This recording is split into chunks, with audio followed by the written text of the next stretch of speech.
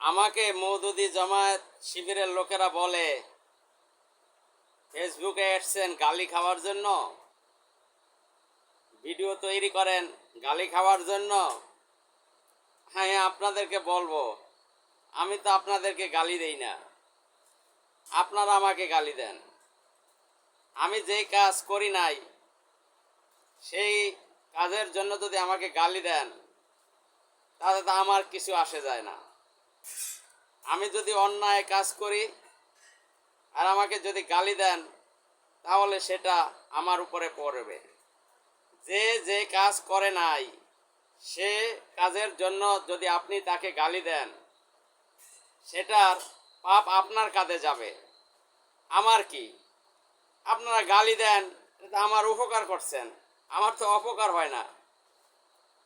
আমি ভিডিও বানাই, ভিডিওর মধ্যে কোনোদিন আপনাদেরকে বলতে পারবেন আমি গালি দিছি, খারাপ ব্যবহার করছি? বলতে পারবেন না।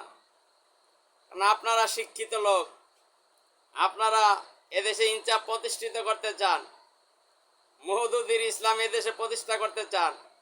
মওদুদির ইসলাম এদেশে প্রতিষ্ঠা হবে না। গালি দিয়ে কোনোদিন ইসলাম প্রতিষ্ঠিত করা যায় না, কেউ পারে নাই আর পারবেও না। মওদুদির যে সমস্ত ভুল আছে, জামাত শিবিরের যে ভুলগুলো রয়েছে, আমরা সেগুলোর বিরুদ্ধে বলি যাতে আপনারা সতর্ক হন, ভালো হন, ফিরে আসেন। আপনারা এদেশে ইসলাম প্রতিষ্ঠা করতে চান, অন্যদেরকে বাদ দিয়ে জীবনেও পারবেন না।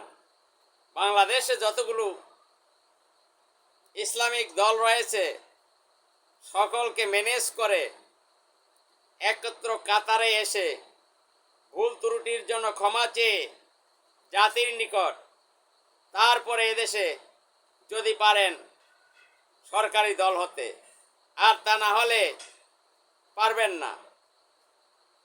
আর আমি বলবো, আমি গালির কাজ করি না, আমি আপনাদের ভুলগুলো তুলে ধরি যাতে আপনারা সঠিক পথে আসতে পারেন। আপনারা বলতে পারেন আপনি কে ভুল ধরিয়ে দেওয়ার? প্রত্যেকটা জনগণের, প্রত্যেকটা মানুষের ভুল ধরিয়ে দেওয়ার এখতিয়ার রয়েছে, এটা তাদের দায়িত্ব এবং কর্তব্য। আপনি ভুল পথে থাকবেন, মানুষের সাথে প্রতারণা করবেন, নামের সাথে ইসলাম লাগিয়ে মানুষকে ধোঁকা দিবেন, আমি সেটা বলবো না, তা হতে পারে না। তাই আপনাদেরকে বলবো, আপনারা যত বেশি গালি দিবেন তত বেশি আমার উপকার হবে, আমার ক্ষতি হবে না, ক্ষতি আপনাদের হবে।